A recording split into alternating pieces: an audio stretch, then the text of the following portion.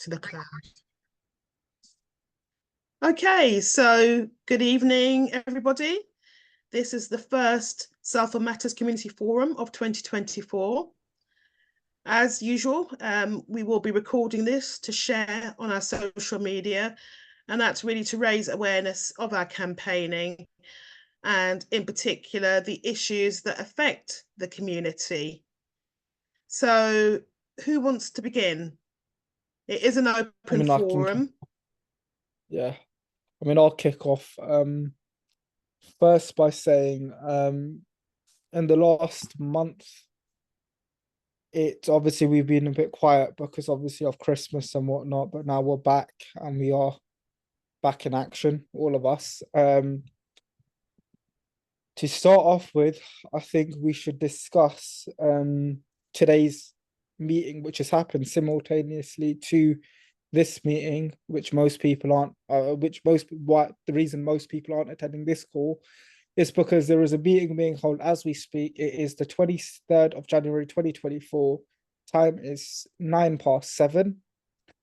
Currently, the situation is the only post office, the Crown Post Office of His Majesty's Post Office service, is being closed on Southall Broadway. Why is the question? People in Southall need a post office. As we need healthcare, as we need GPs, as we need the police, as we've been stripped one by one of every single thing we need, and we need to have to survive. We need a post office, number one, not just to send letters, but people are international in this town we live in. The post office, you can transfer money internationally, you can receive money internationally. Post office, you could top up your gas and electric there, and a lot of people in South are on pay-as-you-go meters. And yes, people might say you can go to a corner shop, this, corner shop, that. Correct, you can. But most of these corner shops are cash only, which is an issue in a cashless society. So the situation is we have here, number one, the questions are, why is it being sold? Who is it being sold to, the land or the shop? And what is going on behind the scenes? Because since Councillor Mason became the leader of the council in 2020, I want to say 2021, if I'm not mistaken, might be 2020. I don't remember. But the last but few anyway, years, you've been in the job, I think, probably at least a couple of years now. Yeah. I've noticed his ward especially has gone downhill. Now, I'm not saying that is down to him as a leader. I'm saying that it's down to his leadership. There's a difference in blaming it on him, and there's a difference of blaming it on his staff and his cabinet and how he's enforcing or what they're doing and what their actions they're taking to reduce these closures. In Southall, we've got congestion. The nearest other post office I could think of, I don't know if you guys can think of any, I could think of Hounslow, which is W.H. Smith. That's the next post office I can think of. I know there's one somewhere in West Ealing, but that's not a Crown Post Office as such. That's just an off license, as is Candy Fair on an agency post office. Yeah, which is not. You can't do passport forms there. You can pick up the forms, but they will not check it. They don't have that service. And I'm talking from first-hand experience because earlier in 2022, my passport was stolen, and I needed a Crown Post Office to rectify it because obviously I needed to pick up a passport form.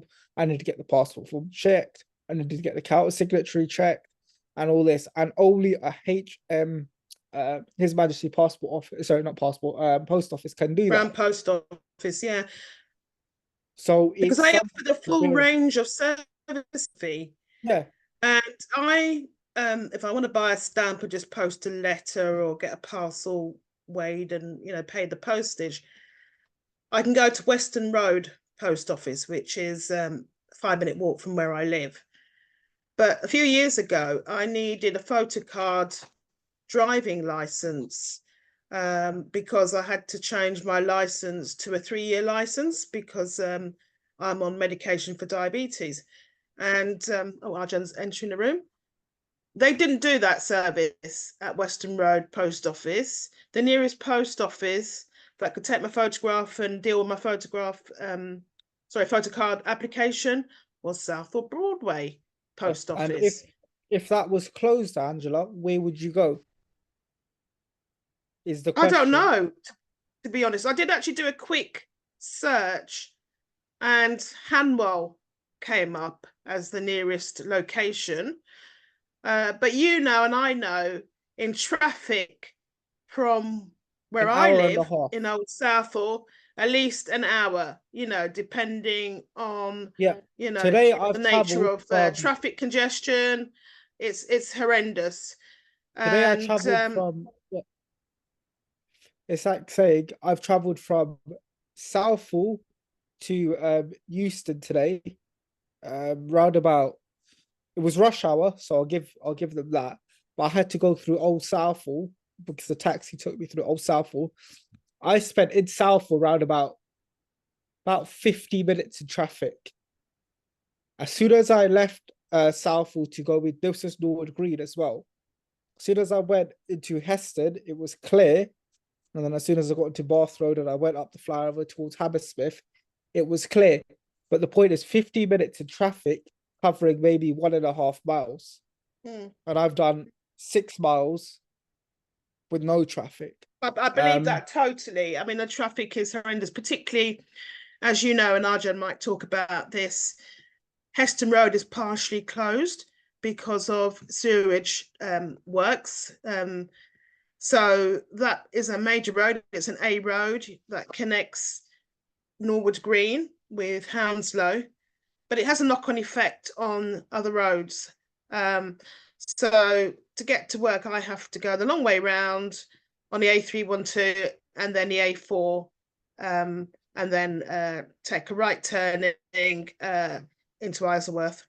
So it's not great, but you know, how do elderly people manage?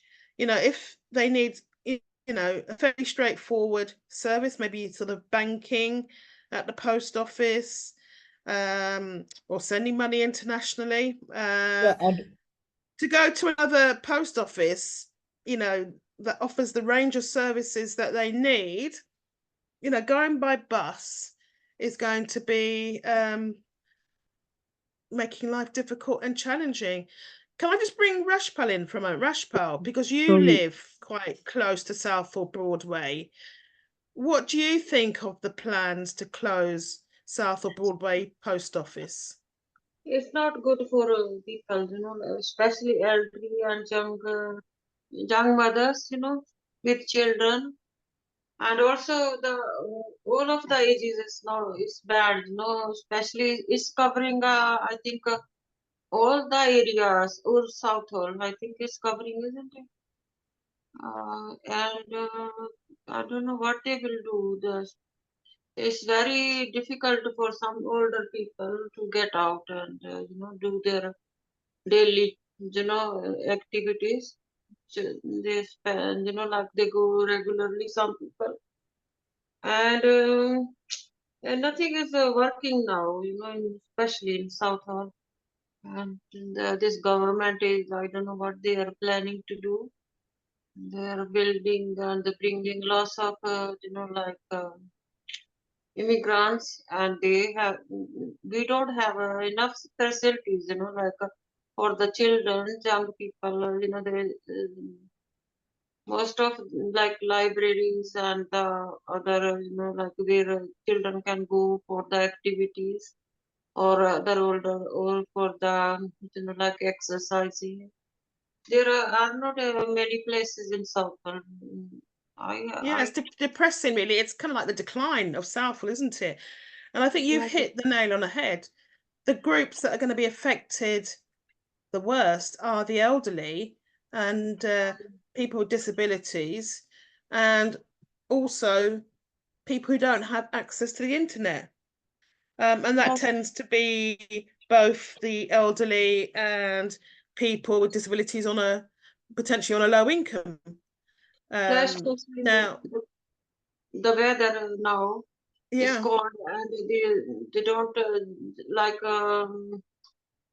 it's very difficult for people to get out and do their things, and if the government is not helping them, they are not building, they are just destroying our system and our communities, and it's affecting bad way, everybody is just, in my opinion, I think people suffering, like we all of us know how we feel. We don't feel very safe here, and I think other people must be feeling the same way. It's And disheartening, isn't it? And the post office did a consultation, which is online, but that disadvantages people who aren't online and therefore are denied a voice. And you know, there were it's no not statistics about the usage of the post office. Nothing that you could say there's a real rational case for closing it. And You know, Angela, just to come in quickly, there is I'll tell you what happened to me last week. So I was back in London for a week. I was at work at where I work at the clinic, and a lady came in. She must have been in her 70s. She had a freedom pass. She goes, "Where can I renew my freedom pass?" So first things first, I checked if she was a patient. She wasn't a patient of mine. But I said to her, "Listen, I finished work in 20 minutes. I can sort of help you out. We just pop into the library in the building." And she goes, "Yeah, that's fine. I'll wait." And I said, "The nearest place I could think of is the post office on the Broadway." She goes to me, "Yeah, it's difficult to get there." I said, "Well, I will call North Road Post Office, which is just a UB1 off Denby Road." I call them because I know one of the people who work there. I call them, said, "Do you do this service?" They go, "No, we don't. Nearest one is South for Broadway." So that is a prime example of a service we need, because these digitally deprived individuals, and it's not just elderly, even some youngsters, because the cost of living crisis, many people are taking their broadband away. People might not think broadband is expensive in the long, like it's about what, say about, I mean, I pay about 40 quid a month for my broadband. Well, it's a luxury, really, isn't it? If it's a luxury, it's not a necessity. So obviously we might think, yes, it's a necessity to get online. Yes, it's necessary to be online if you work and stuff, but it's not a necessity in the sense that it's not life or death if you don't have it. So it comes under, as you said, Angela, it comes under a luxury. So, I mean, like, I don't know what I'll do if I didn't know how to use the internet and I needed to say even, I don't know, do a simple thing like an application for a passport, and I couldn't get online or I couldn't call because the wait time with HMPO is ridiculous. I waited about an hour and a half to report my passport lost and stolen. And in that time, somebody can get to Heathrow, try and take a flight, and they won't be able to, but you know what I mean? It can be closed in that time. You don't know what's going to happen. But straight away, and they managed to do it.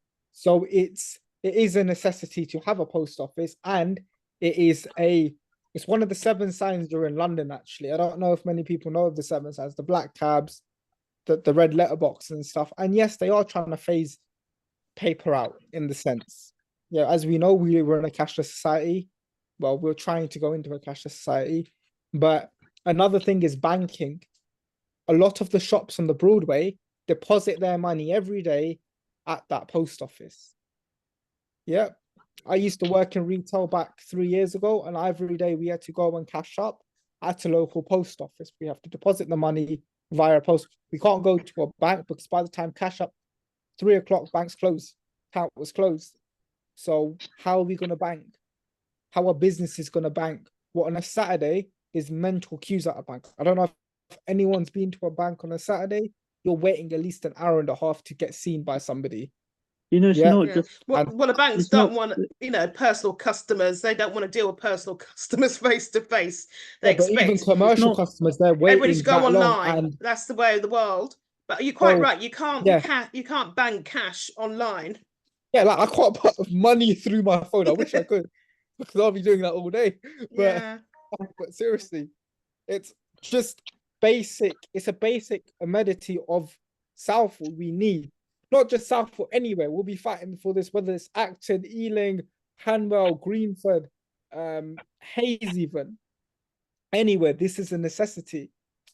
Yeah, And for each town, like, ideally, like to have a I mean, Crown like our Post chair, Office. Yeah. JS Bangu, he runs a business. Pretty sure he goes to that post office multiple times a week to deposit funds and to withdraw funds also, and also even to get float change. The banks don't do it anymore. You need to go to a post office. The banks are very iffy about float change. Like, for You have to example, be my a customer, I guess. You can't just turn up and ask for a load of cash. I'll say, are you a customer? exactly. Yeah. It's like even when I needed to get, I think it was £2,000 in float change, I went to my bank, made an appointment, everything. They go, we can't give it to you, Oh, really? because it's gonna take time. Your best bet is going to the post office. I was in Hounslow, but still, it's a post office. They said go to the post office in WH, they should be able to give you float change. And I was like, cool, that's fine, because we were having a show, and my Jeep was the float change. Hold my hands up. I did forget to get it a couple of days before the event. The day of the event, I was rushing around, went to the bank. They didn't refuse, but they said they can't do it. Your post office is your best bet, because they don't have coins lying around like that. Obviously, because it's a bank, they're mainly notes. Yeah. Yeah, we have to go to a post office in order to Yeah. bank money. Now, Yeah. post office are quicker to do it in, and we're going to be stripped away. And it's the only Crown Post Office in Southall. Yeah. Well, We've it's got good other, that there's a public meeting tonight. And as you said, Joe will be there and he'll be voicing all the concerns of the community. So I hope it's well attended. Can I bring Arjan in? He's been waiting very patiently. Good evening, yeah, Arjan. How are you? Hello, hello, how are you? Not too bad, thank you. No, And you? I was just saying, like, banks are closing all over the place, like local bank branches. We're just lucky that, like, we've got three major banks in Southall and itself, because my grandma and I, we used to travel, we used to go to Hanwell. There used to be a Barclays Bank on I think it was Hanwell Broadway. As you talk, yeah, Hanwell Broadway, West Ealing, Arden, West Ealing. that's it, West Ealing, Yeah, I sorry, don't not think that. Hanwell. Yeah, No, more sorry, likely not West Hanwell, West Ealing. Ealing. We used to go there. We used to do our banking in Barclays Bank, and stuff, and that's been closed. So and it's just, and apparently we're just trying to get an appointment to go to a bank has been, I've noticed it's been fairly difficult. So we just been going there, turning up, and just chancing it to see if we get seen. And Arjan, what banks are there in Southall? I used to go to Halif- NatWest. Is that we still got there? Halifax, and I think we got a Nationwide. Nationwide. I think it's not sure if Possibly there's NatWest as well. the I've not Lloyd's heard that's Halifax. closed down. Do we have a So there's Barclays the Lloyd's, Bank? there's a Lloyd's, Halifax, Barclays within like a triangle. There's a Santander, I believe, on the Broadway, if I'm not mistaken, or that might have closed. And then there's Halifax. There's I definitely don't Halifax. think Nationwide Halifax. Southall. That's a Nationwide, isn't it? Because it's on the corner of South Road and the Broadway. Oh yes, Yeah, yeah, where in the the old corner, yeah. abandoned Just that before pub you is, come that onto old the abandoned Broadway. pub. Yeah. Yeah. Yeah, but you're quite right. These banks, branches are under threat. And there's a branch, and I can't remember which bank, so I don't want to call the name and I've got it wrong, but it's a major bank. And they closed a branch in Hayes. And quite understandably, local residents were up in arms about that. Because Metro, I think not it was. everybody has as we talked about, the means to do online banking all the time, to Yeah, I actually think that go was to, I don't know whether Metro it would be Uxbridge, probably, they'd have to head to Uxbridge for their banking services.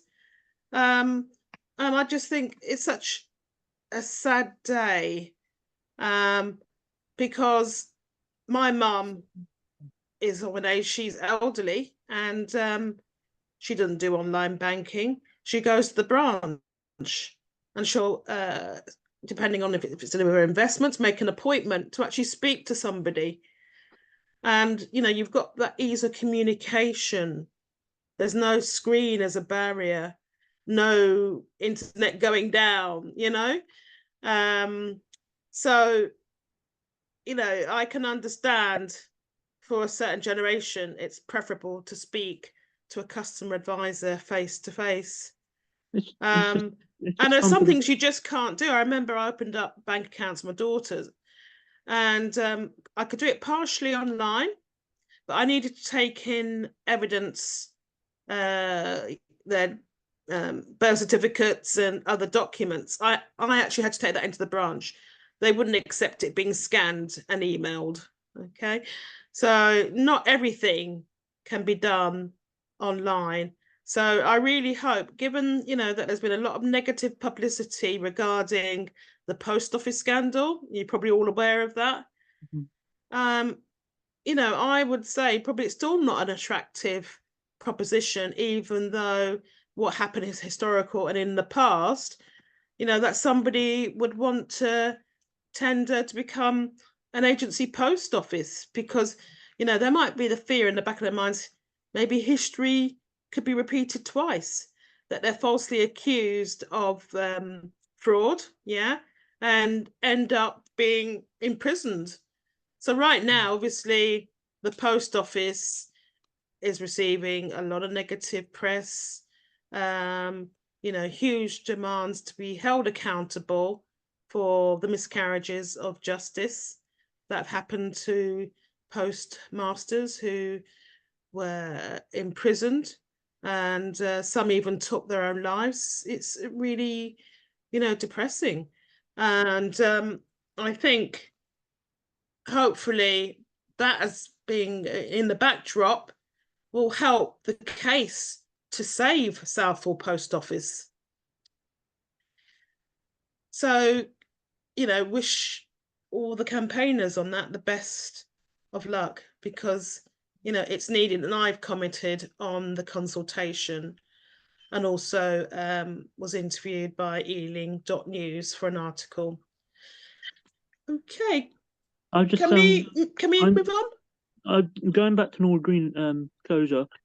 So basically, I've had to go and see a friend of mine. So I got the 120 as normal, but I had to get off where the Paul's Bakery is, around where over the bridge. I think, where did you go? Is Heston Road still closed? It's still closed until Friday Friday. Early Feb, isn't it? Yeah. Friday next week. Oh gosh, yeah. I've avoided the area. I go a long way round on the A4 to get to work. Because I've got a foot injury that I got last year, and it still hasn't recovered. It takes me. I have to walk really slowly to do things, and it's taken me about half an hour at my pace because of my foot injury just to walk to my friend's house and go to the park in Norwood Green. So excuse me for a minute. Yeah, carry on. So you got to think. Oh, all right.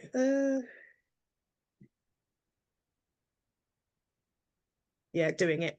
Yeah, sorry, carry on, Janet. Sofian somehow got locked out of the call. Somehow managed to drop out as well. She's not in the thing either. Who's that? Rashpal. She's not in the meeting either. She is in the meeting. I can see her. She is, yeah. Okay. Yeah, yeah. But can I ask you, what detour is the 120 taking to get to Hounslow? I don't know the route name, but I know some landmarks. I don't know the actual road names, but as you go before the lights, do you know what's the name of the? There's a road where the what's the name of the road? I don't know the name of the road now. All right. Well, don't worry. But yeah, obviously it's causing you know, a detour, and other people, other vehicles will be using the same detour. So it must be. It goes past quite congested at peak times. It goes past the North Star Tesco. Thorncliffe Road? Oh, yeah, yeah. That's it, Thorncliffe Road, yeah. So it goes down Thorncliffe Road, down the New Heston Road, and then it goes along the Vicarage Farm Road back towards Heston. Oh, yeah. But Yeah. I mean, yeah, the first day I found out about the road closure, that way was backed up from Convent Way, and I gave up trying to get into work. And because of my foot injury that I sustained a year ago, Yeah. today was a year. I in order to see my friend who lives in Norwood Green, I have to walk. The only option is walking.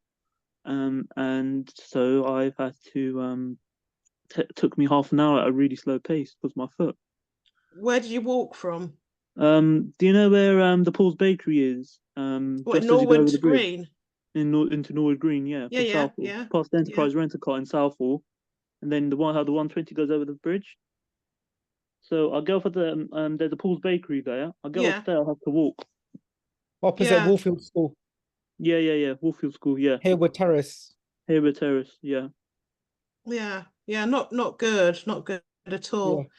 Yeah. Just hope that the roadworks don't overrun and Heston Road is reopened as soon as possible. And it's so dangerous as it is, you know.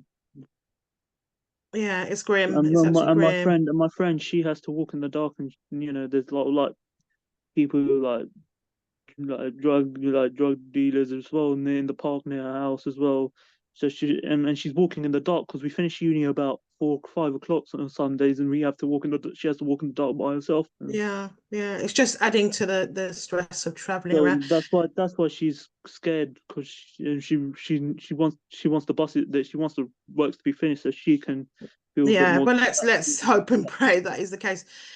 Yeah. Sufyan, you want to come back into the conversation? Yeah. So no, I just want to if we just digress a bit, I just wanted to mention something which has happened in the last can you hear me? Yes. Yeah. Give me 1 second, sorry. I've just gone off my screen, just frozen. Yep. So on this Friday, I'm flying out to Morocco. I'm gonna put a link in the chat. I'm participating on Saturday in a marathon for what's going on in Palestine. Now this has been, it's 109 days today. And I don't know if anybody, I think we're all on Instagram, if I'm not mistaken. Mumtaz Aziz, the Palestinian journalist, today he had no choice but to leave and flee to head to Qatar because he's been threatened with his life. So a lot of people have sort of not forgotten, but since this ceasefire came in and the BP issue on the Red Sea, I believe, with Rishi Sunak and whatever has happened, a lot of people have stopped talking about it. This is still going on. There was a protest in in Ealing, outside Ealing Town Hall a couple of days ago from Muslims of Ealing. And a lot of us might not think, a lot of people think Palestine is just for Muslims. Bit of history. Bethlehem. Anybody know Bethlehem here? From the Nativity? Yeah, that's right. That's where Jesus was born. Bethlehem comes under Palestine. Yeah. A lot of the historical landmarks in Christianity, in Islam, come from Palestine. Now, I don't want to go too deep into it, but have a look at that link. It is a donation link, but I never see this money. I only see it on Launch Good.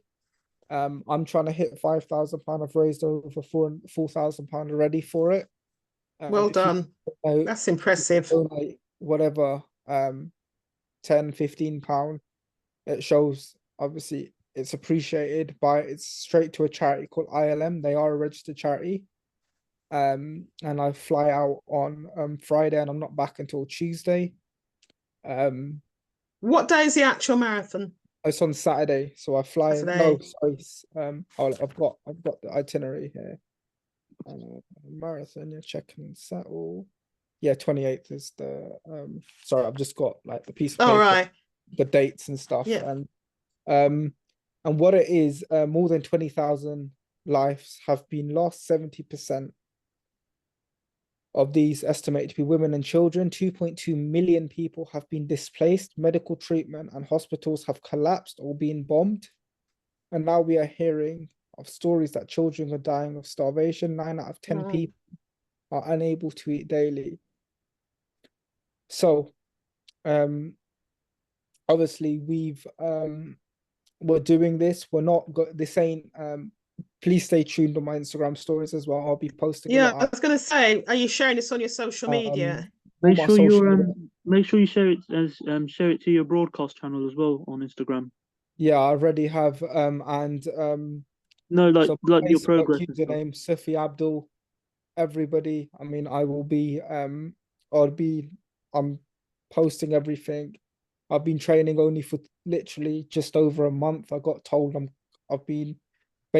met up with one of the organizers at another charity event for Palestine. There was a sort of comedy night. A lot of people saying, why are you doing comedy for such a serious cause? We're having a laugh and joke in the UK, but it's raising money. That's all we did. We raised close to £60,000 over 4 shows. That's from ticket sales, that's from pledges, that's from donations from the members of the public who were there. I met this lady there literally in November, December time. She goes to me, listen, I'm doing a charity run. It's called the Marrakesh Great Run, the Marrakesh Marathon. And they obviously everybody, like, it's the London Marathon basically. Everybody runs for a particular cause or they run for themselves. Obviously we called it Run for Gaza. Again, this isn't just happening in Gaza, it's the whole of Palestine. How many people are taking part, do you think? So there's on the group, there's 15 of us doing the from our team, but there's about 8 or 9 different teams running. This isn't like a race or anything. It's literally just so like actually 8:30 I've got a meeting with the guys. 18, sorry, there's 18 of us. There's myself, there's a few influencers coming out with us as well, which is good. So stay tuned on our stories. Excellent. And just know that and I've said it to everyone, if anybody this obviously it's a trigger warning to say, but if anyone sees anything and they need advice or whatever, reach out to myself, because this is quite mentally draining as well. Even for myself, I had to take a step back because I've got a load of family things going on as well currently, and over the last couple of days it has been mentally draining because my mind is obviously all over the place with it. But if you see anything and you are like disturbed, reach out to myself, because like Mumtam Aziz, the journalist, he's been showing it as raw as it gets. Picks up his phone and he records. There's no censored, nothing. And now he's had to flee for his life because 3 journalists in the last 2 weeks have been killed. They've been assassinated by Israeli snipers. Again, yeah, I think quite a few. I don't know the total number, but there's been harrowing, really. So it's several hundred, but the 3 main journalists who were covering were killed in a matter of 24 hours apart.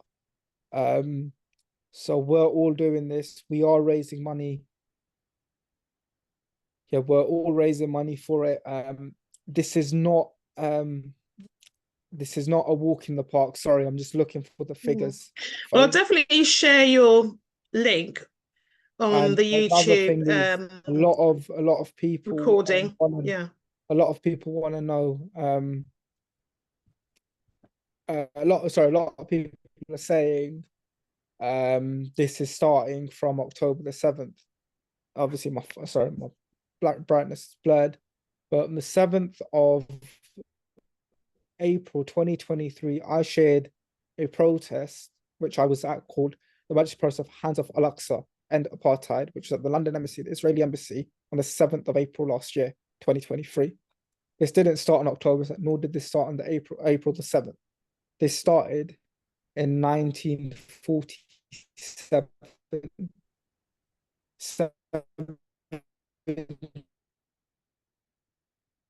Sufyan, can't really hear you. Sophie, you might have to leave and rejoin because you're breaking up. Yeah, but just to say that I will definitely share the link. I'll share it on the YouTube channel and also on Cash's social media to raise awareness. And, you know, I'm really impressed with what you're doing. Yeah, I'm feeling it a bit because definitely we can't hear you properly. 76 years ago. Yeah, Sophie, I think you're going to have Sophie, to. I can't hear you. Yeah, you're going to have to leave and rejoin because we can't hear you. The line is very bad. Can you hear me now? I can't hear you great, but I'm not sure if Ange can. It's kind of like, yeah. All right, cool. I can Let me see, join but I again. can't. Sorry. You're better now, but it just, you know, a big chunk we couldn't hear. But we can come back to, you know, sort of round up at the end about what you were doing, because I think it's really impressive, you know, particularly if you've got all sorts of issues happening at the moment and you're committed to a very worthy cause and raising even more awareness of the injustice. And I think you're right, people tend to, after a certain time period, because they've heard so much information, that they get distracted and they focus on what they think is the next big story. So it's keeping the injustice in the public mind. Yeah. But anyway, moving on, I'd like to talk about air pollution. And for the first 3 weeks of the new year, I've been busy sending emails to both Hounslow Council and Ealing Council. And just in case you're not aware, Cash has an air quality node, which is an air quality sensor that monitors both PM2.5 and nitrogen dioxide. And that was installed last January in Old Southall. But the funding, it's funded by Bloomberg Philanthropies, is set to run out January 2025. So I was alerted by Breathe London that it's possible to apply to the Mayor of London's Air Quality Fund. And certainly the Breathe London network is considered for funding.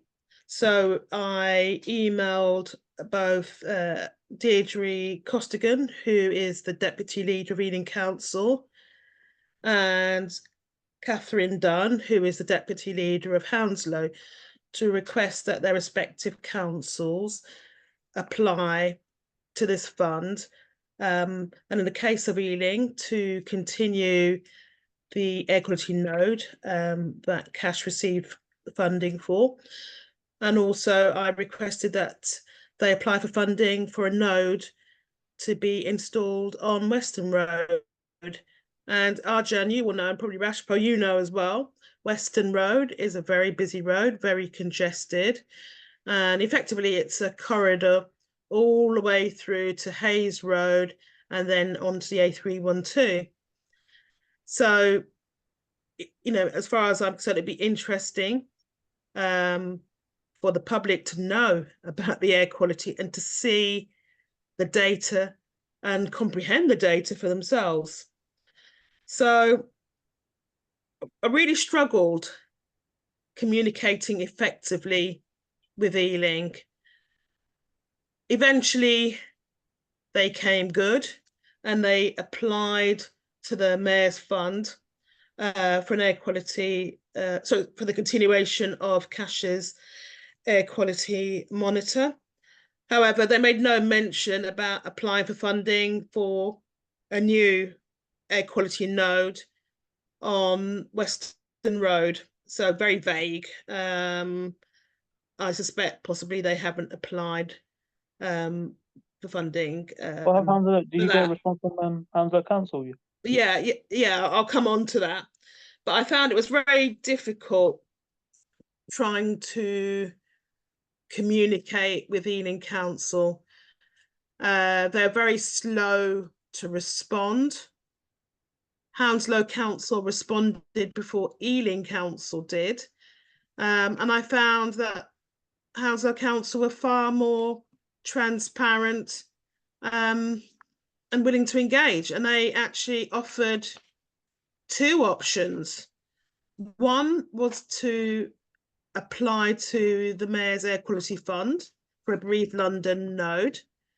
And the other option was to install, and it's part of a network that they are rolling out across Hounslow Borough, an AirScape sensor to be installed on Hayes Road.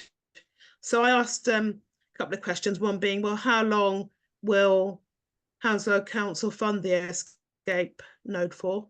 Sorry, AirScape monitor for? And they said 5 years. And I thought, well, seeing as it's part of the network that they are going to embed across the borough, it would make sense. And the time scale indicated to me is quite a short time scale for implementation, 6 weeks. And the officer I was communicating with said, I'm going to go on a scoping exercise with Hounslow Highways to decide where to actually install the sensor. So it was, I found that, you know, Hounslow Council were very transparent, very open, and very willing to consider the application. And they asked me, you know, whether they should have, you know, what the options were. So they weren't dictating that it should be the AirScape sensor. So, you know, I like the fact they seem to be leading the way in community engagement. Whereas Ealing didn't respond. I had to sort of push. I shared screenshots of the annual data, basically of how many times that readings had breached WHO guidelines for both nitrogen dioxide and particulate matter. And it's really just shocking how many times. And I haven't got the data to hand, so I don't want to make up figures, but I feel that data prompted them to get in touch and say, well, this is the information we need from you to actually submit a bid. But I really felt, you know, we're working up to the sort of last minute because the deadline was last Friday. But I also asked questions about Sam's recycling. You know about Sam's recycling, Arjan, because they have been a major polluter. And it transpires it's likely that they need to have planning permission, so they need to submit a planning application to actually operate an incinerator. But really, it begs the question, what could they actually incinerate? Because they are a recycling company, and both the council and the Environment Agency informed them that they cannot burn waste. That would be an offence under the Environmental Protection Act 1990. So, you know, I've asked, have they submitted a planning application? And if so, what can they burn? And if they were operating an incinerator without actually having planning permission, why wasn't an enforcement notice served on the company? So I'm still waiting for a response to those questions. I've also asked about the 3 sensors, which Cash played a significant role in influencing, to basically really take the monitoring away from Berkeley Group and put it in the hands of the council. Although I have to say, you know, how independent is it when Berkeley Group were funding these 3 sensors? But anyway, these 3 sensors were closed down in November last year. And the basic question is why? because these 3 sensors are actually funded as part of the Air Quality Action Plan, for the life of the action plan, until 2027. So why have they been closed? I mean, Arjun, how does it look to you? Berkeley Group have submitted an application to more than double the number of homes on the site of the old gasworks. And in November, the air quality sensors were closed. That doesn't make sense. Well, you know, half of that building, half that, they don't show what's going on behind that. Like when you sit on the Elizabeth line going to and from Hayes, going from to and from Hayes, from south to and from Southall, you can see while on the train that what's behind it is still a building site, and they don't want to show that. And the fact that, you know, sorry, I'm going off topic here. No, it's all interconnected. Yeah, so so it's kind of like going like, as you come on the Elizabeth line, you can see going to and from Hayes in and out of Southall, you can see that as you're travelling along, it's a building site. It's still dug up. Yeah, it's a huge building site. And I've mentioned in the past, I've been outside of the Parkside Club, and I've smelt, you know, a really noxious odour, particularly when it's windy. You know, a strong odour which smells to me like solvents and diesel mixed together. You know, and it looks like, you know, if Berkeley Group get their way, we're going to have to basically put up with our lives being polluted for, you know, the foreseeable future. And it's alarming, really. And I don't know what the results of Imperial College's research will show, but I can only tell you really about what I have shared and what other residents have shared about the physical health impacts. I was just asking. I was going to ask you that. Where are we with the Imperial College? You know, Imperial Colleges London's research, because it seems to be taking quite a while. Because I do remember when we first met, everybody met about it. They said they have some data by December. Yeah, still waiting. The researcher did get in touch by email. She said she's got partial results. She's got some more analysis to do. So I am going to wait until the end of this month, early February, to approach her again just for an update. Yeah, but I mean, considering how many people have signed up to do the research, it is going to take quite a while. So, yeah. No, because going back to what I said, when I was going on the Elizabeth line, because I had to go from Hayes, I had to leave Southall I had to leave the borough to go back into the borough through London Borough of Hillingdon on Friday. So I got the 195 bus into well, my friend and I, we got the 19. She got the bus to Thurley Road bus stop, met me, and we went to Hayes and Harlington station. And we had to get the Elizabeth line from there. Why couldn't you get it from Southall? Because the main road here is all deadlocked with traffic. Yeah, it's just so illogical. But that was easier for you to get the 195 to Hayes and go to Hayes and Harlington station than it is for you to go from your home in Southall to Southall station. Yeah, it's crazy, isn't it? And no, that was Thursday. Friday, the Elizabeth line was suspended, and Hounslow West was closed for a few hours. We had to go to Hatton Cross. That's madness, isn't it? Absolutely crazy. We had to go to Hatton Cross, get the Piccadilly line to South Ealing. So we had to go to Acton, because I've been campaigning to get the staircases fixed at South Ealing for quite a while now. And thank God I've succeeded in the campaign, because they're now fixing the staircases there. So we had to come back. We had to go to Acton to go back to one stop to South Ealing on a westbound train on the Piccadilly line. It's just not. The Piccadilly line. It's not. I mean, basically, the property developers are selling the dream. Oh, it's 20 minutes from Southall to Bond Street.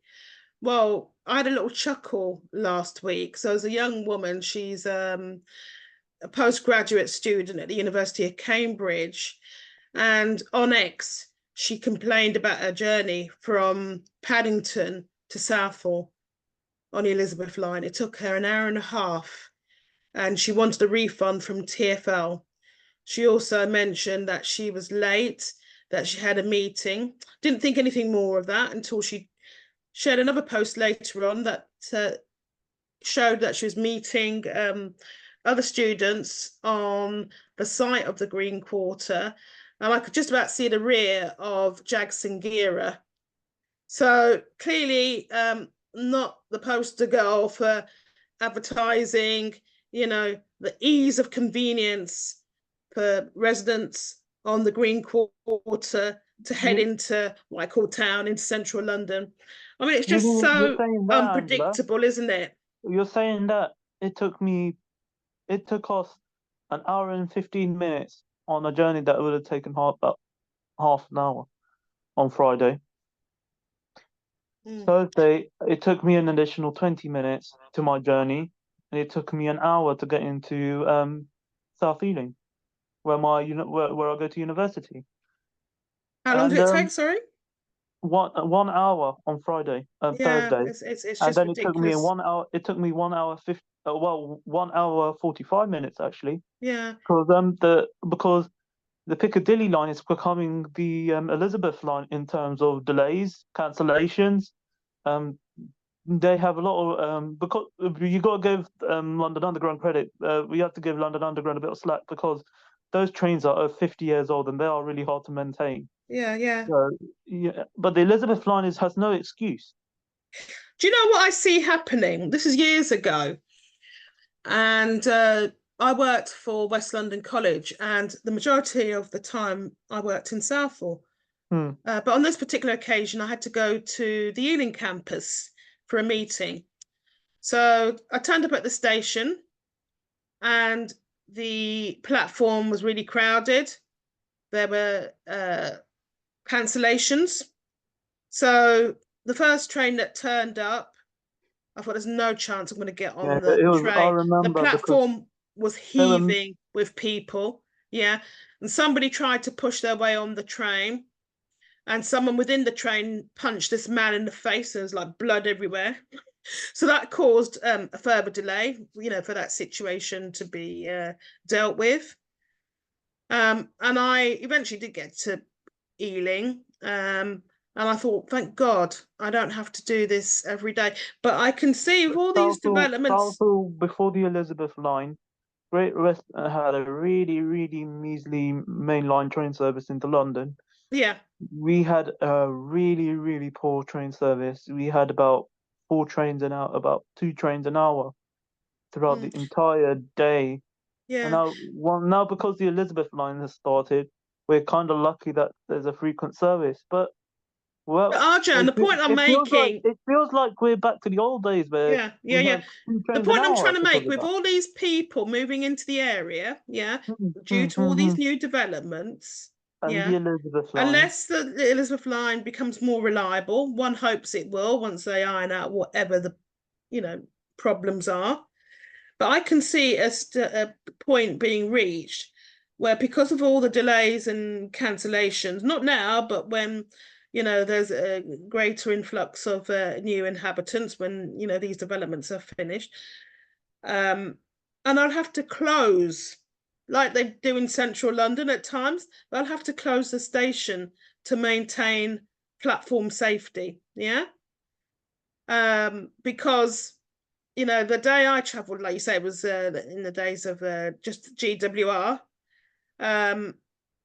The platform was packed, and I just thought, no, I'm not going to try and push my way onto a train that was already packed because of cancellations. Immediately Yeah, yeah. 3-car But I can trains see and more lots of, of I can see that happening in Southall. They'll have to start closing this after a while, start closing the station. No, because of safety, we can't allow any more people down onto the And platform. I remember the trains used to be a measly 3-car train, and Mm. now we've got 9 cars, and yet they're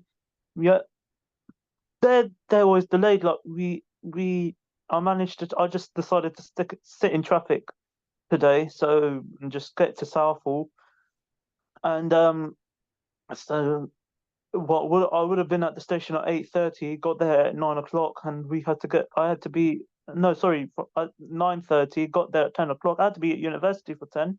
Mm, mm. I was late by about 45 minutes. Yeah, it's really, really unreliable. I mean, And I the went to train pick up my drivers, daughter last night. She returned after a school trip to the National Theatre. And I Hmm. said, for goodness sake, because there was that massive story about, there was an overhead line that came down and Elizabeth line was delayed and people were stuck on the train for 4 hours. So I said, please go to the toilet before you leave the venue, just in case there are any delays on the Elizabeth line. So touch wood, as far as I know, there were no delays. I know my London Underground connections like Yeah, the back of my head. So yeah, even if it's delayed, there's other connections, but it's just traveling to Southall from those connections. And yeah. like the central line is like the Elizabeth line at the moment. We've got Piccadilly line that's running like the Elizabeth line at the moment. I also use a Bakerloo line, which is running like the Elizabeth line at times where the trains are delayed or cancelled. Yeah, it's And can you imagine for I somebody have to go. who's elderly, struggling to stand up, waiting, or feeling stressed also if there is an alternative route. I'm just, shocked really by how difficult it is to travel around London. But anyway, going back to what I said, so I went to pick up my daughter last night. So I'm going to interweave into this conversation parking. And I drove down Featherstone Road to join the Green. And there were cars parked on the pavement. There's some restaurants on the opposite side of Featherstone Road. Well, there were 2 vehicles, not parked on the road, parked on the pavement. And it was late at night, but that's no excuse. It's illegal unless, you've got the signs that say you can park 2 wheels up on the pavement. So I noticed that. But a few days ago, somebody on Nextdoor posted a photograph of a car parked on Beaksea Road on the pavement, very close to the junction with Lewis Road. And there's no way, if you were a pedestrian, you'd be able to still walk on the pavement around this car. It took up the whole pavement. And I really feel for the elderly and the disabled and those who are less mobile, having to navigate themselves around such a situation, or being forced to cross the road. And, why should anybody have to walk around a vehicle, walk in the road and risk being knocked over? And it just sometimes feels like the Wild Wild West in Southall. Somebody else mentioned that the Broadway, there are cars parked on the pavement and also on the central reservation. I mean, you So should look at where my. is parking services? Where are the parking attendants actually ticketing people for illegal parking? Nowhere to be seen. You should look at my street. We have cars parking wherever they want free. Not parking in front of driveways, parking in the middle of the road in Emerald Square. Just parking where they please see free and not even asking us if it's okay if we're going anywhere. And then excuse my language, but they piss off to the pub, have a few Yeah. drinks, and then about 4 or 5 hours later they come back. And apparently there's a sushi restaurant opened up. I think it's on Scots Road, so a lot of people have been going there as well. And now Oh, but that's a takeaway place. I don't think you that's the can. Yeah, that's a takeaway place, but people are still going to park up there and wait, Yeah. aren't they? Causing more congestion down Scots Road. Yeah. And Oh, the it's same thing goes to the ridiculous. Scotsman pub. Yeah, I was going to say, outside of the Scotsman pub at night, and you've got double yellow lines on both sides of Caxton Road at that point. Hmm. And you get cars parked up on both sides. Where's the parking attendants? It's just, to me, that it's like anything goes. It doesn't matter. The enforcement is absolutely pathetic. It seems really non-existent. And these arrogant drivers are putting pedestrians' lives at risk. And something needs to be done. And it's no good Ealing Council just doing a swoop on the Broadway every so often and taking photographs and showing that, they're taking action. It needs to be consistent, yeah? Not once in a blue moon. So it's something, I think, if people feel strongly, they should be emailing parking services at the council and complaining. And if I'm going to send a photograph that was shared on Nextdoor because it's blatant, because somebody else in response to that photograph said, that's a parent, and when she does the pickup, this is where she parks, and the school have been told and nothing has been done about it. But why should parents walking their kids home from Beaconsfield Primary School and also Blair Peach Primary School have to dodge round on the road or cross the road? It's not acceptable. Yeah. No, it's just you should see on the main road here, we've got Featherstone Primary School.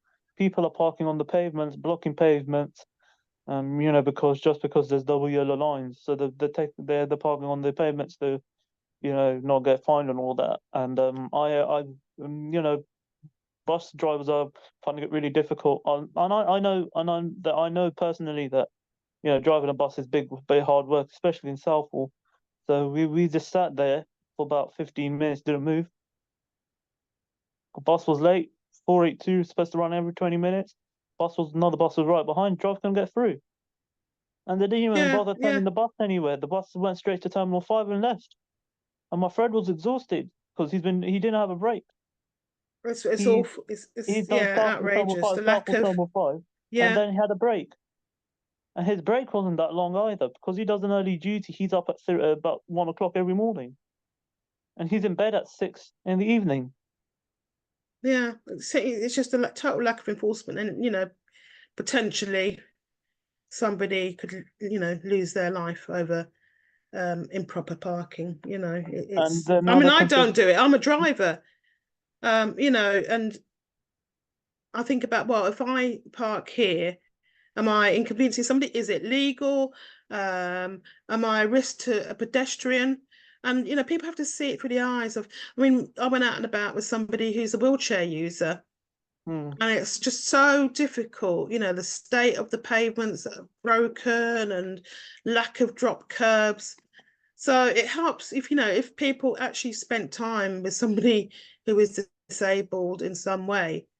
Maybe it would make them think twice about their behaviour.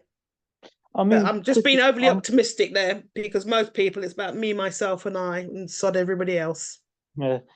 Quickly going back to the nodes. Hounslow, I was just thinking if it's worth chasing up and putting some like Cranford as a priority. But just because of Heathrow Airport. Say that again. Just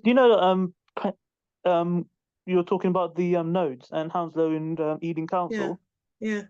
I just want to go back to that quickly. I was just thinking about Hounslow Council, because they manage roads around near Heathrow Airport along the Bath Road. They're definitely rolling out air quality sensors. Sorry, I used the wrong terminology. Node is what Breathe London referred to their air quality sensors. That's the badging they've used. But the AirScape sensors are being rolled out across the borough. I don't know the different locations, but I think the council would be open to having a conversation, an ongoing conversation with us because they seem to be far more interested in community engagement. Yeah. No, because I was just thinking about Heathrow, and my granddad lives along the flight path of Mm. arrivals. So I was just thinking maybe when you next time get into communication with them, just putting forward that roads along the flight path of Heathrow should have priority or something like that. Because my Yeah. granddad, he's 82 now. Oh, well, he's going to be 82. He's 82 now, and he's breathing this bad air, and he's coughing and spluttering and, sleeping most of the days because he can't breathe. I think they So, would be hopefully willing to have a conversation about the intended locations of their air quality sensors. And the reason why I pushed for Hayes Road, I mean, I wasn't thinking about aircraft air pollution, but obviously, yeah, we live very close to the airport, so that shouldn't be discounted, obviously. But I was thinking about the fact that not Brent Road. Well, yes, Brent Road this morning was ridiculous. But obviously Western Road leading to Hayes Road is terribly congested. And not just at what you would consider traditional peak times, yeah? Friday evenings after 7, I would say at least until probably about 8:15, it's still very busy. Still, you've still got a lot of traffic along that, what I call corridor route to the A312. It's madness at times. So it'd be very, I think, illuminating to have some data available on the pollutants, and then educating the community about the impact or potential impact on their health. And also, another reason for pushing Hounslow Council, maybe they already had it as a site earmarked, but when the wind is from the west, we get the air pollution from the asphalt plants. And don't know if I mentioned, no, I wouldn't have mentioned, but a couple of Saturdays ago, I took my girls to Rangers in Hayes, and it was very busy, as is typical on a Friday evening. So on my return journey, I stopped at Tesco, and the car park was reeking of asphalt and a diesel odor. And you could see, it's visible from the car park, you could see that FM Conway was operational. You could see what they say is steam vapor coming from their chimney stack. But the smell in the car park was absolutely breathtaking. It took my breath away. So yeah, it'd be interesting to have some data, because I think Hayes Road has gone under the radar for a long time, and people just think about, A roads like the A4 and the A406. It'd be, as I said, interesting to compare data with Hayes Road and the traditional hotspots or known hotspots. I'm looking at the London Air Quality Network on londonair.org.uk, and apparently it's saying that the air that we're breathing today is actually good. Well, I know from experience it might register as being like a 1 or 2 on a DEFRA index, but my health is still being affected. AQI is at 20, which according to AccuWeather is fair. Yeah. And the ground level ozone, which aggravates existing respiratory diseases and also lead to throat irritation, headaches, and chest pains at 20, which is fair. The fine particulate matter is the PM is 2. It is 11, which is excellent. the nitrogen oxide levels is 9, which apparently is a 9, which is excellent. And particulate matter is at an 8. Carbon monoxide is at a 1, which is excellent. As well as exposure to sulfur dioxide is at a 1. Yeah, you know what? I would really love it if you could take on, because, you know, it's difficult to get people to be proactive all the time in cash.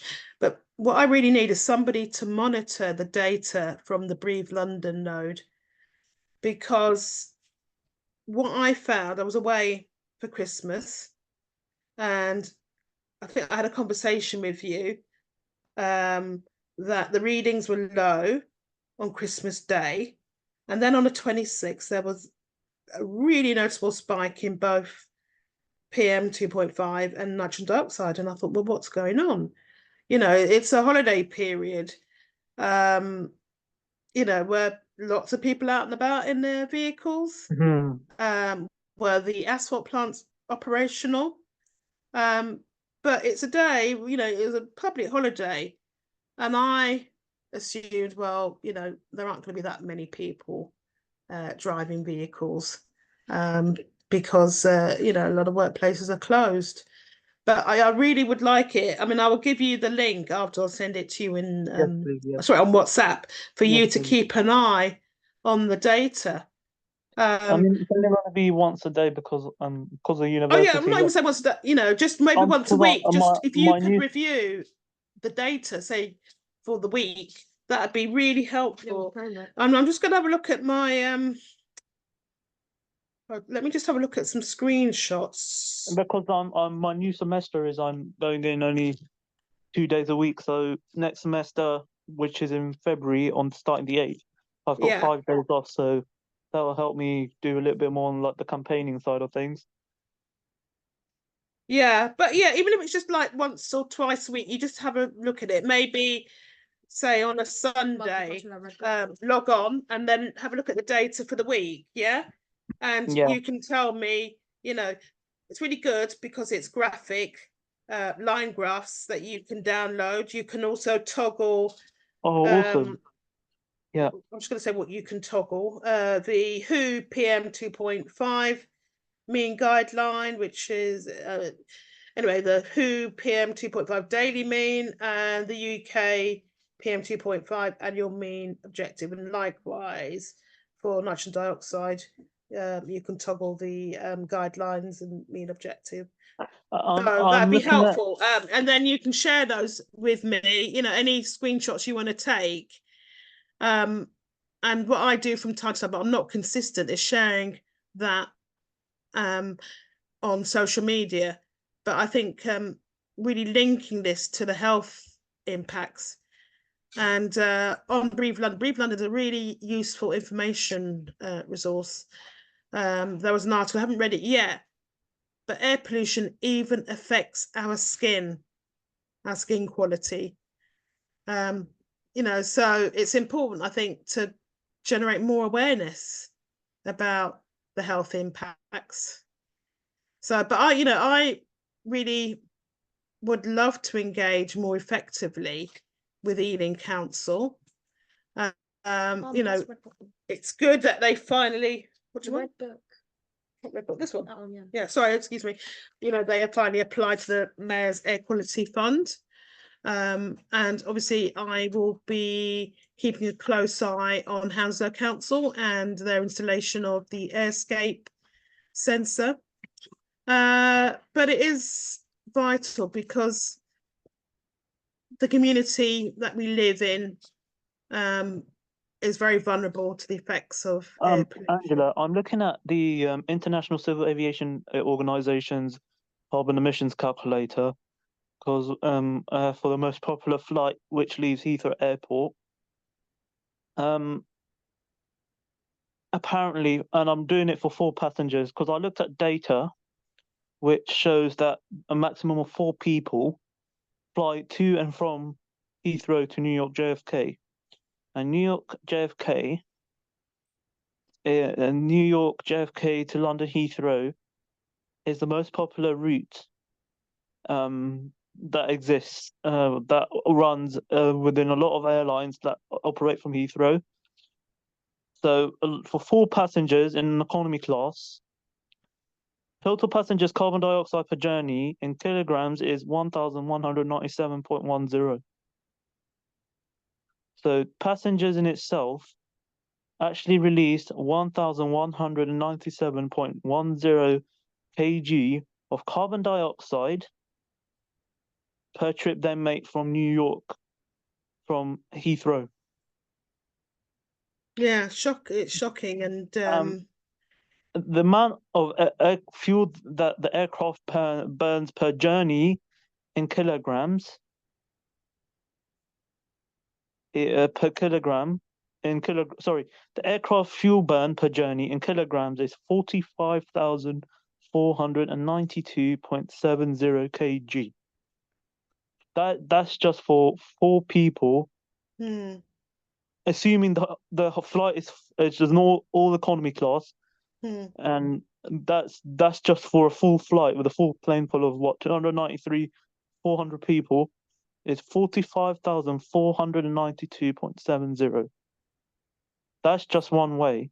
So if I do a round trip, it gives me different total passengers carbon dioxide per journey in kilograms is 2,394.20. Aircraft fuel burn per journey in kilograms for a return journey, this is a return journey, is 981,980.30. The flight stage detail, the distance that the aircraft is flying, is 5,536 kilometers using an Airbus. And sorry, I'm going into my geekiness here with aviation, but this is relative. Using Airbus A320, A330, A330-900, A350, 767, 777, and the 787 aircraft, which supposedly the 787 is supposed to be one of the most fuel-efficient aircraft. Yet they rarely use those planes. But maybe that's the way forward, that there needs to be the development of planes that have less of an impact on carbon footprint. Yeah, and also aviation is introducing a new type of fuel, which is called SAF. I don't remember, but I was looking at a presentation. I was doing the presentation on this today. I'll get it up and I'll have a look. Hold on a minute. Sorry, I have to go on my emails and open it up. Okay, here we go. So SAF, which is sustainable aviation fuel, is a type of aviation fuel that is not derived from fossil fuels and has a capability of reducing carbon emissions by up to 80%. So how far along is the development of that technology? It's not that far ahead, unfortunately. There's only about 10-20% of aircraft use sustainable aviation fuel. And Virgin Atlantic were the first airline. This was only November last year, on the 28th. Virgin Atlantic were the only airline to use sustainable aviation fuel, and they were approved by the Civil Aviation Authority to do so.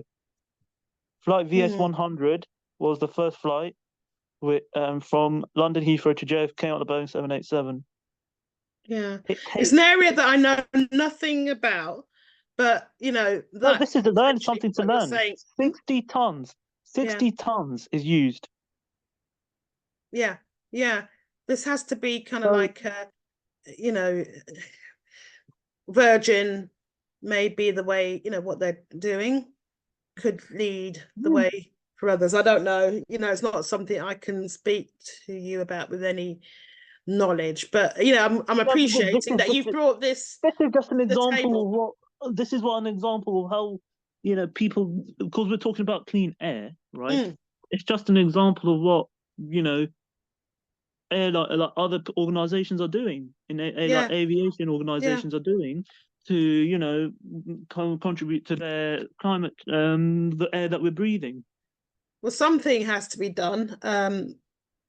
Yeah, because you're putting a spotlight on, yeah, obviously, you know, the impact is global, but we live very close to Heathrow Airport, and we have a constant reminder. I was driving, no, not driving on this occasion, actually walking towards Western Road, and I could see quite a few planes coming into land. I thought I've never really seen that before. So yeah, you know, we've got that visual reminder, haven't we? Because we are so close to the airport. But speaking of our closeness, I discussed it in the last meeting, and it's about Berkeley Group's application to increase the number of homes on the old gasworks from 3,750 to 8,100.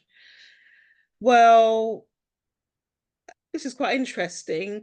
Heathrow Airport actually made public their comment on the planning application, and they are coming from this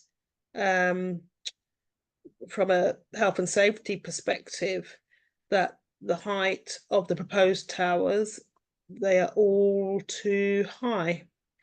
So I suspect that Berkeley Group will have to revise the height of their towers. And especially I found out the actual planning application was referred to the Mayor of London by Ealing Council. So I tried my best to encourage people to make comments on the Commonplace website, which is what the Mayor uses for the public to comment on planning applications. Only 7 people did, but I suspect, really, because I didn't know about this facility, probably the vast majority of people don't know about it. But you know, I felt it's important, you know, to let people know there's a second bite of the cherry, that you can lodge an objection on the council's website. So not the council, the Mayor of London's website that he uses, Commonplace. But what was interesting, I had a quick perusal, and the application for, and I just started laughing to myself, Southall Community Centre. And that particular site hasn't been known as Southall Community Centre for years. It's a marriage banqueting facility, and I forgot the name of it. Rashpal and Aja, you probably know it. It's on Merrick Road.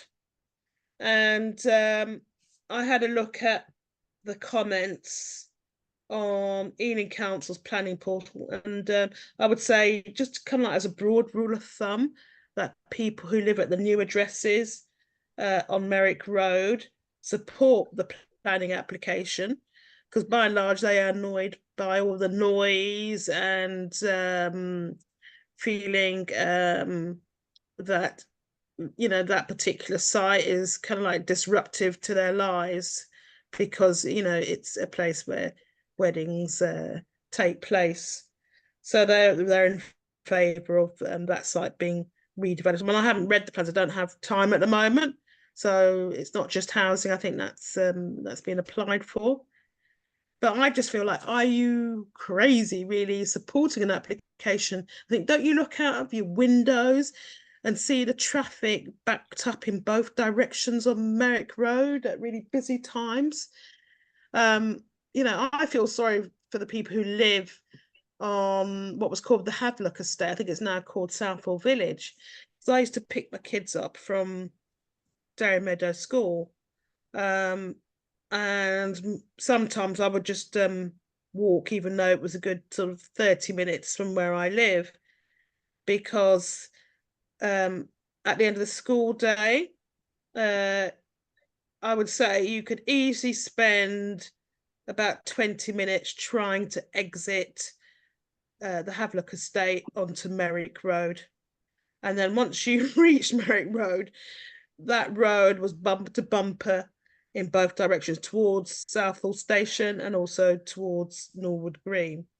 So another housing development is just going to, I think, add to the congestion, because from what I understand, with the new development, the parking is ridiculous at night on Merrick Road, I think also Bridge Road as well, and you know, it's just going to get worse.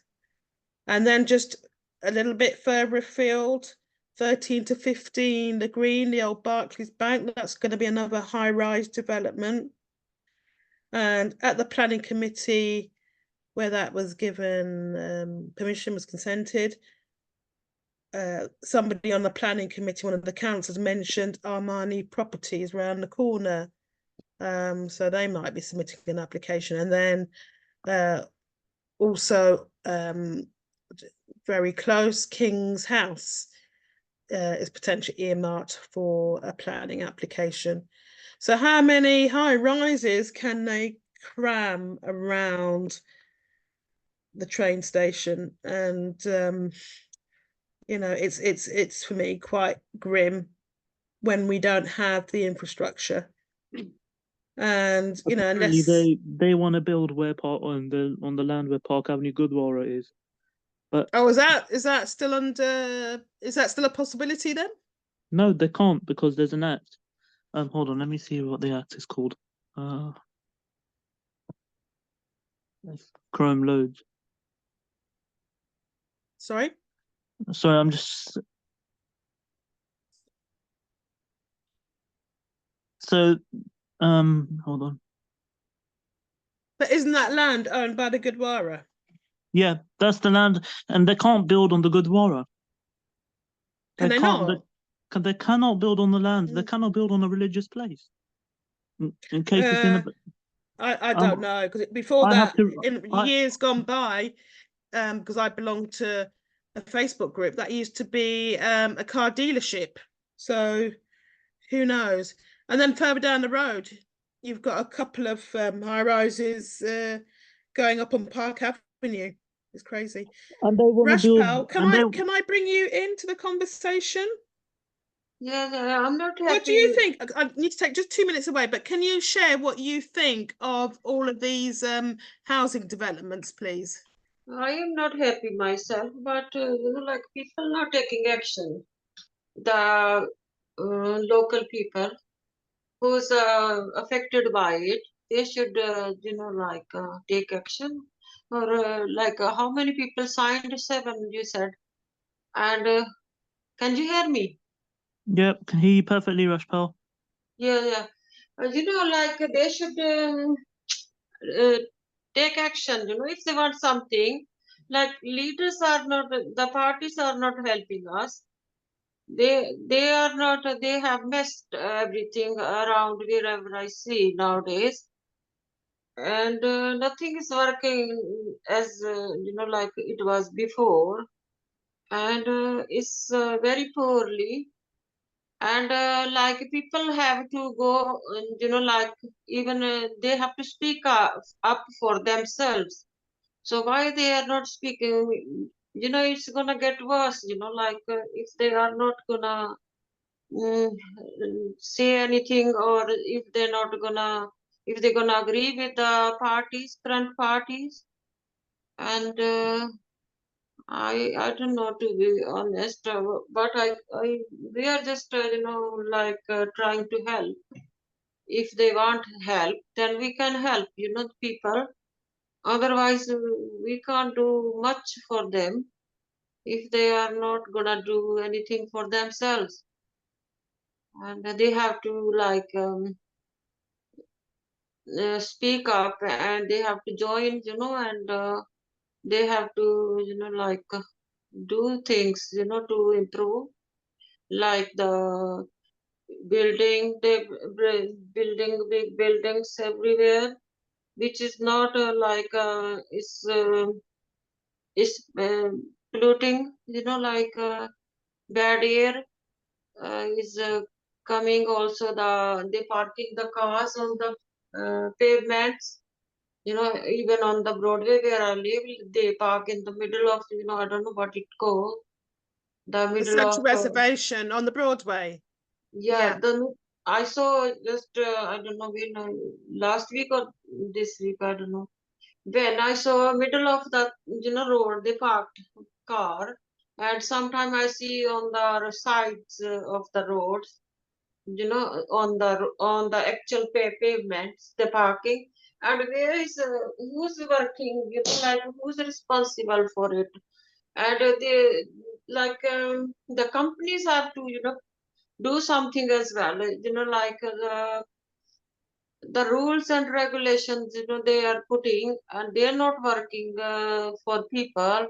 Even people in my opinion, like the companies, they have to do the right things, like they are whoever is giving them the lessons, wherever they're learning these driving skills, did they told them to park on these pavements or on the, and it's a common sense, and I don't know the system, I don't know what is going on here, now these days, and these people are not there fly tipping, they are like too many crowds on the transport, on the buses, on the tube, wherever you go, and it's nightmare, I don't, I'm not very like comfortable living here,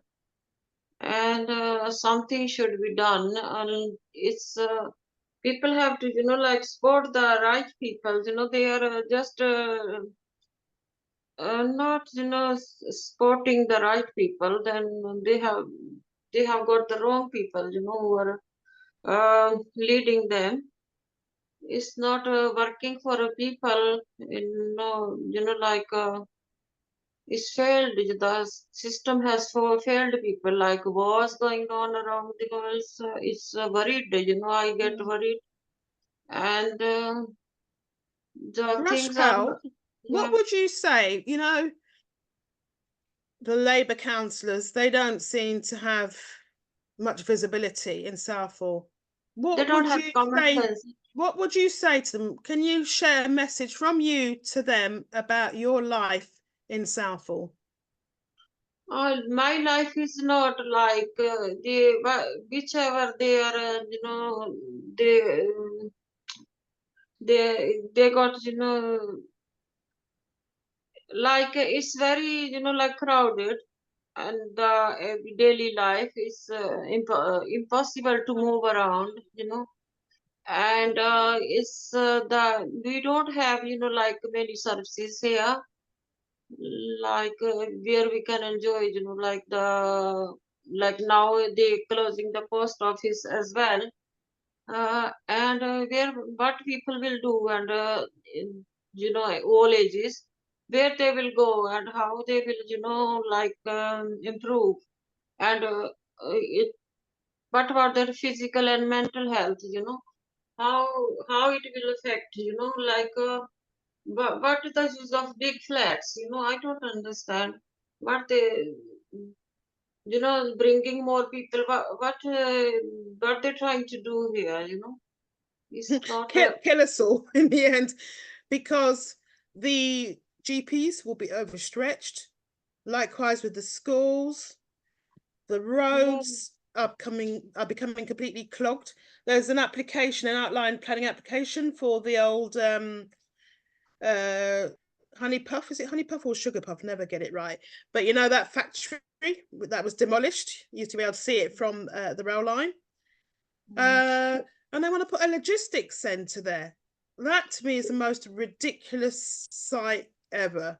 Yeah, I'm gonna because say I'm gonna give a long speech. Like, I'm gonna give how I feel about living in Southall as well. please do. This is a message to Sharma. This is a message to Labour councillors. You have got a lot of explaining to do to residents. How can you are getting away with so much that is so wrong, and it is we as residents are getting absolutely fed up, and we are living our life as if they are hell.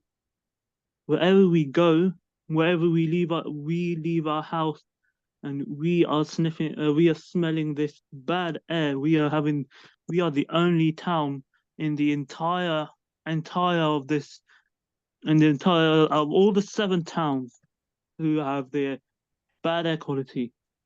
Hanwell doesn't have it as bad. Perivale doesn't have it bad. West Ealing doesn't have it bad. Greenford doesn't have it bad. But Southall has it the worst. And I know this because I don't feel nausea when I'm in other places of the borough.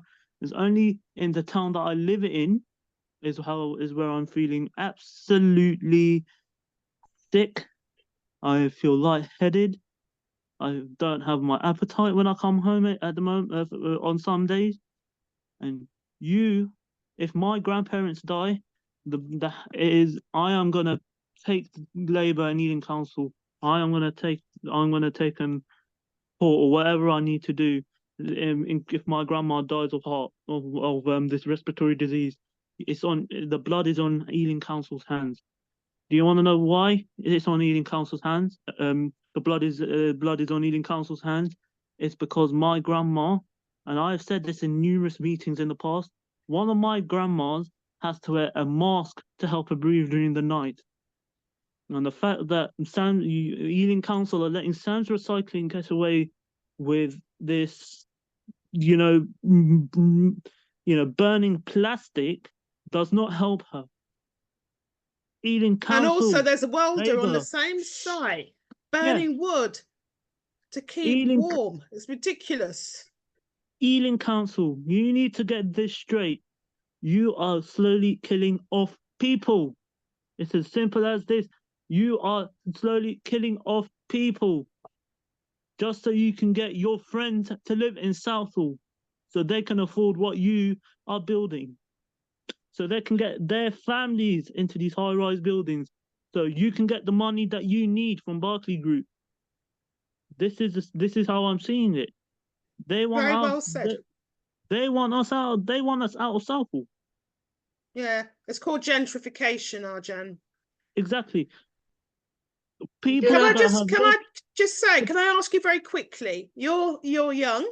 I don't mean that in a patronising way, but Mr. Sharma has a meeting for young people at Dormers Wells High School next month. I think it's towards the end of February. Are you going? Yeah, I'm going to raise this all to him then. And I am going to say and also Peter Mason, the council leader, is on the panel as well. Yeah. And you know what? And you are slowly killing off people just so you can get what you want, Ealing Council. And if my grandma dies, you're going to court and you're getting done for. This is how I see it. Yeah, I do hope that you'll take me up on, assisting me in reading the data. So just once a week, logging on, having a look at the graphs, printing out some graphs, and sharing that, because that has massive impact when people, like I saw that spike, it was very low on the 25th of December, 26th, a huge spike. And it was just, for me, shocking to see.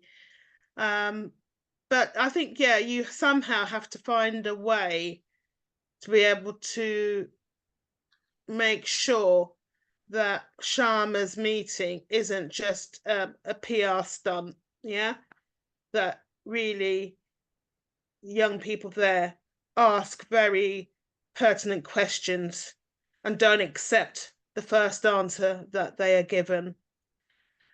I'm conscious of the time. Is there anything else, Rashpal or Arjan, you'd like to discuss tonight? I just quickly want to finish off, but I have to travel. I have to travel to Park Royal to get just a mask replacement. You know how expensive that is? Just to go to Park Royal, I have to get the train to Ealing Broadway, which cost me £2.10p. That's £2.10p gone already, plus £1.75. Just to go 7, 9 or 10 stops, £1.75. But also, And it's painful for you to see your grandmother having to wear this mask and knowing that her breathing is compromised. And then I know there was a night in December you rang me, and I think you said you had your patio door open and you started feeling really sick and dizzy.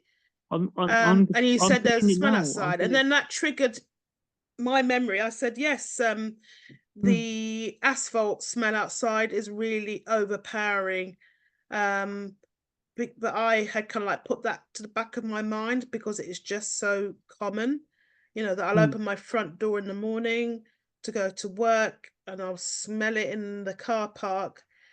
But being in a rush, I don't have the time always to report it. And we need to find a way to make the data, once Hounslow install the sensor on Hayes Road, don't know if we'll get one on Western Road, but it would be in the interests of Ealing Council to install one so we can see, because that's a major corridor. As I said, even this morning, the traffic was backed up on Western Road. To get the data and present it to Conway and Tarmac and say, what are you doing to reduce your emissions? What can you tell us about new technology that will lessen your reliance on diesel? Yeah. And I'd like them to come to the table and have that conversation with residents. Yeah. So we'll keep fighting in 2024. We're not going anywhere. They need to respond. You know why they are not answering the people when we are asking them questions. You know, like people should get together and they should, you know, if they want something out of it, they need to, you know, like I don't know. They are not even signing those you know, you ask them to sign. Even I posted on the social media. So what else we can do, you know? Yeah, but I think that would be the way forward, to you know, directly engage and say, you know, this has been going on for years. Yeah, Follow the lead of Thames Water, meet with residents. Yeah. Yeah. Because you are accountable to us because you're pumping the air full of pollutants, which there are not enough facilities, but impacts us. And you know, if there is you know, research and development into less polluting fuels to produce asphalt, they need to let us know what they are doing. Yeah, people need to take part and then, you know, like go forward. You know, they are, I don't know, they are like, it's I'm feeling like stuck, you know, here in Southall. We've got to do it for ourselves. Yeah, but onwards and upwards. So you know, I want to end on a positive note. Yeah. Engagement with both Ealing Council and Hounslow Council.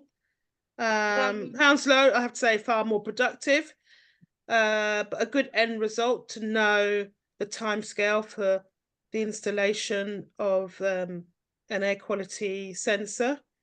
Ealing, okay, they've applied to the Mayor's Air Quality Fund, but they have some very serious questions that they need to answer, and avoidance seems to be the name of the game, but we'll keep pushing. People are suffering, you know. Yeah, something needs to be done, you know, and otherwise it will be no use, you know, after. Yeah, I mean, I think we have to push more and more. We've got the mayoral election on the 2nd of May to really push for engagement with the elected politicians, and a general election by the end of the year. I'm telling you personally, now, I would like to see. Sadiq Khan will be out. Sadiq Khan will be out, especially after the controversy with ULEZ. We'll see. I'm not sure on that, but yeah, there's going to be a lot of votes that relate to they are not working. You know, they are not very helpful. These both parties, I had enough of these. Both of them, they are just doing for themselves. They don't care about it. Personally, I would like to see a new MP.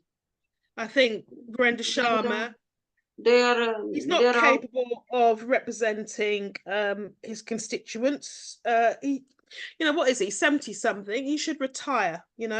Most people in his age category are retired. It's an old system, and there comes a point when somebody should be saying, I'm not up to the job. I don't have the capacity anymore. And he certainly doesn't for the thrust of politics. The system should be changed now. It's for years they are, they're doing the same thing over and over. It's not working for people, and there should be, proper management, like they have to manage everything, if they are, bringing more people, or they are like how they are behaving madly. They should manage it properly, and otherwise people have to suffer, and people need to speak up as well or take action, even they have to participate, like this cash is working for people. Yeah, well, we need to have a voice. We cannot depend upon Ealing Labour. I asked a question of a neighbour, does he know anything about Southall Town Forum? Nothing. I asked a local journalist, does he know anything about Southall Town Forum? Nothing. So, as far as I'm concerned, we will keep asking the questions. We will keep moving by pincer movements if necessary. Can I say something as well quickly? Yeah, go ahead. My other main concern is the rise in ASB, drug taking, things to do with alcohol. And this is another thing that I'm making clear to Sharma and his MP friends, whatever they are. To us, they're just a bunch of losers and idiots. But yeah. Anyway, this is just today. We had to go. We were in Ealing, and we had lunch, and then we just because you just thought, we finished lunch about 2 o'clock, and we didn't have to be home till about 4:30. So we thought, let's go through Pitchango Lane, and let's go through past Gunnell Leisure Centre. Let's go through Greenford to get home. We'll go through Yedding. So we did that, and then we got to Greenford Broadway on the E9 bus. Where the bus was full of really, really, because schools we got interfered with, like schools. So the bus was full of school kids. So, but anyway, it's just we got to Greenford Broadway, got off, we waited for the bus, and then this guy that started touching my friend, she's a female, and he's been doing it for 15-20 minutes while we were waiting for the 105 because of traffic. So, which is understandable. What, a guy on the bus? Did anybody call the police or alert the driver? The driver tried to call the police because he wouldn't get off the bus. So he got off and we got off because we thought, what's the point? We were going to be here for a long time. And then he got off the bus and started coming towards my friend. And she's an 18-year-old female. Arjun, help her to report it, because that's an assault. Yeah? Yeah, no, well, he didn't touch. I got in the way, and I said, if you touch her, I'll touch you and knock you out flat. Yeah, but I thought you said he'd already touched her on the bus. He almost did. Almost did. Sorry, okay. Yeah, so but she felt threatened and intimidated, yeah? Yeah, and and now she feels. I'm messaging her now while I'm on the meeting, and she feels really, really, really, really, really shook up, and she's scared of leaving the house now. That's if really... I call the police, Angela, if I call the police, yeah, they're not going to turn up within an hour, 2 hours, 3 hours, 4 hours. It's going to be like 9 hours until they turn up. I know their track record isn't good, is it? I mean, there was a murder in Norfolk. Somebody made a 999 call from the house. The police didn't respond to that, and an hour later, a member of the public made a phone call, and then unfortunately a man and his daughters, and a female was found dead in the house, and the female later transpired was the aunt of the two girls. Yeah. So the police, don't really have a good track record of being responsive and dealing with crime I mean, I remember reporting somebody being attacked because he rang and he took photographs and showed me photographs. The police didn't turn up until the following day. That's how bad, you know. So this was when oh God, what was it? Sorry, I can't remember the name of the event, but it was a religious event, and the perpetrator potentially came from out of town into Southall, so they probably would have long gone. Yeah.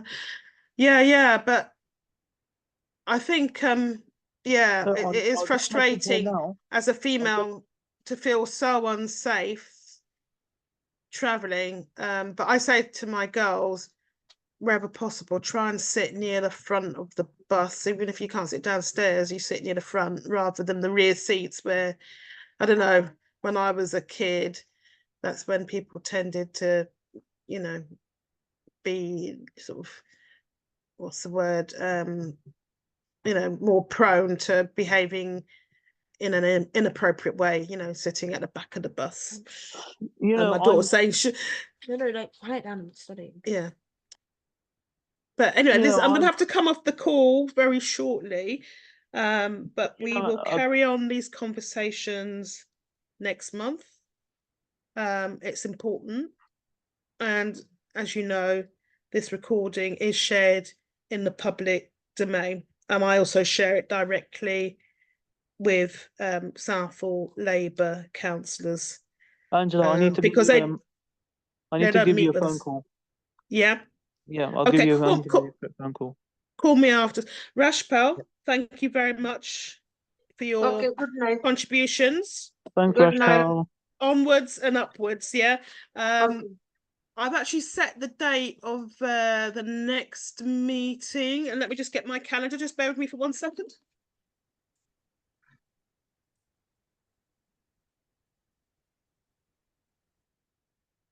Yeah, I decided to set 3 in one go.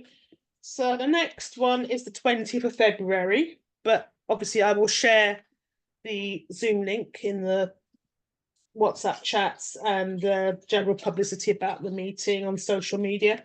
And then the one after that is the 19th of March. So let's keep the conversation going. But good night, Rashpal, and good night, Arjun. Thank you very much for attending the meeting, and speak to you soon. Good night. Good night.